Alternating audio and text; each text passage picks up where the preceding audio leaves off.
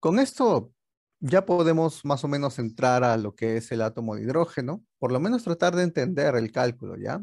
Vamos a ver si consiguen ustedes entenderlo. No es fácil resolver el átomo de hidrógeno, básicamente todo mecánica cuántica uno se hace solamente para resolver el problema del átomo de hidrógeno, ¿no? El átomo de hidrógeno es un núcleo y un electrón. Profesor, Sí, es el más sencillo entonces, digamos, el modelo más sencillo. exacto, es el modelo más sencillo, es el modelo de dos cuerpos, ¿no? En física clásica, esto lo van a ver como el problema de dos cuerpos. Ujú.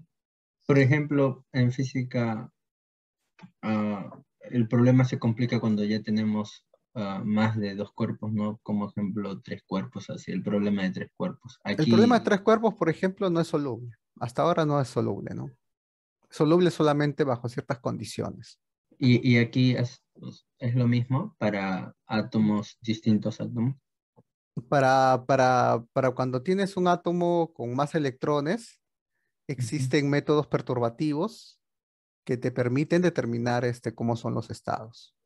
Pero todos se basan en el modelo del átomo de hidrógeno, que es como les comento, es un problema de dos cuerpos, ¿no? Es un núcleo y un electrón. Aquí tienes el centro de masas. Se nota, ¿no? Que este es el centro de masas, posición del electrón, posición del núcleo. Eso quiere decir que tu espacio de configuraciones, o sea, el número de coordenadas que necesitas para definir a este sistema son seis. Tres coordenadas para el objeto 2 y tres coordenadas para el objeto uno. Aquí sí vamos a salir un poco de su zona de confort de ustedes, ¿ya? La idea es que tú ahora tienes dos coordenadas, ¿no? Seis coordenadas en total y dos vectores posición. Dos vectores posición que son independientes. Entonces, en función de este vector posición, en función de este vector posición, mi hamiltoniano y mi ecuación de Schrödinger sería así. Energía cinética de la partícula uno. Este término viene de la energía cinética de la partícula 2. Y aquí tienes la energía potencial electrostática de atracción entre este y este.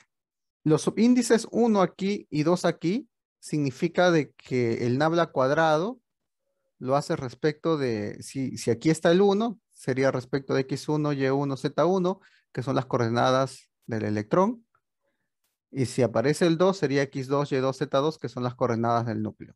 ¿Hasta ahí? ¿Me entienden? ¿La ecuación de Schrödinger sí la comprende? Sí, ¿no? Es la ¿Mm? misma ecuación que hemos estado viendo, ¿no, profesor? No, esta es otra. La ecuación que hemos visto aquí, por ejemplo, solamente tiene un p cuadrado sobre 2m. O sea, Pero, solamente tiene un menos h barra cuadrado entre 2m y tiene tres coordenadas, porque es solamente un objeto. Aquí tienes, a ver, aquí tienes dos coordenadas distintas.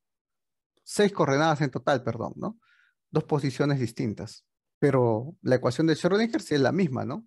Solamente que el hamiltoniano ahora está asociado a seis coordenadas. profesor, el hamiltoniano es el operador.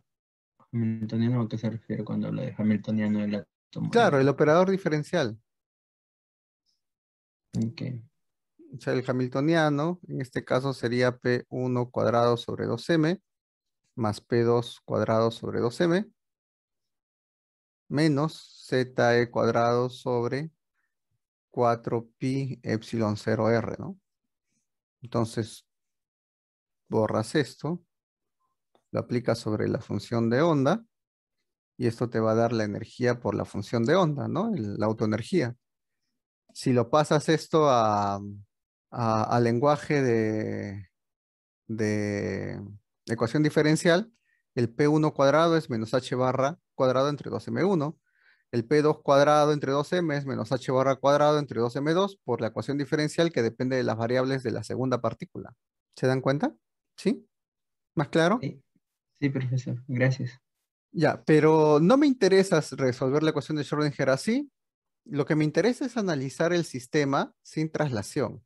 Entonces, por eso, en lugar de usar estas dos coordenadas, se usa esta coordenada del centro de masas y esta coordenada R, que es la distancia, la resta entre estas dos coordenadas R1 y R2. Entonces, tienes un R, que es un R1 menos R2, y tienes un R mayúscula, que es Bueno, puedes verlo así, ¿no? R1 más M2 R entre M o menos, ¿no?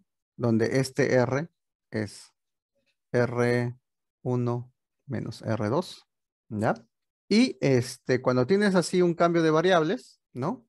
Tú puedes, por ejemplo, en función de este cambio de variables, encontrar, ¿no? Si tienes un nabla cuadrado que es derivada respecto 1, ¿no? De x1 más derivada segunda, ¿no? Respecto de x2 más derivada segunda respecto de x3.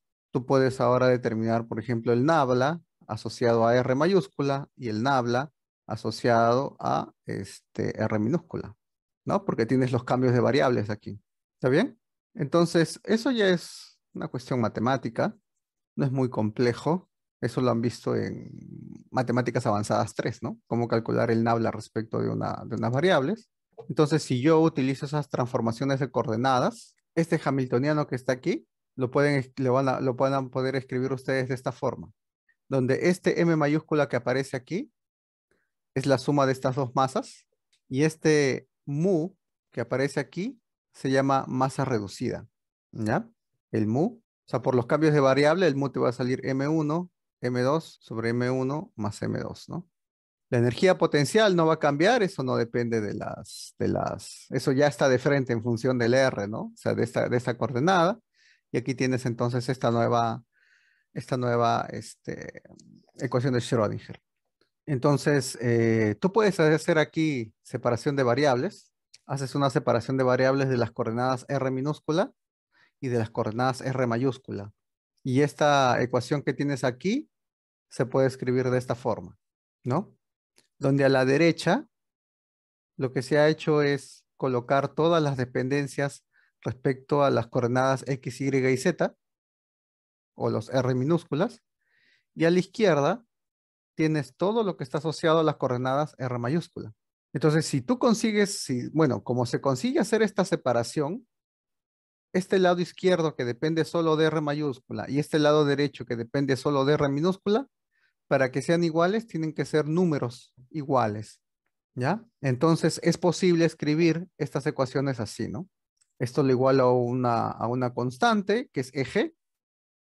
Esto lo igualo a la misma constante y bueno, reduciendo con el E, me da este EF que está aquí. Entonces me salen dos ecuaciones. Esta ecuación que está aquí es fácil de reconocer, ¿no? Si ustedes lo escriben nuevamente en función de las cantidades de movimiento, esa ecuación de aquí, esta ecuación de aquí, lo pueden ustedes ver como la cantidad de movimiento asociado al centro de masas, ¿no es cierto? Y no hay potencial. Eso quiere decir que esta ecuación que está aquí, esta ecuación 161, como no tiene energía potencial, pues representa a una partícula libre.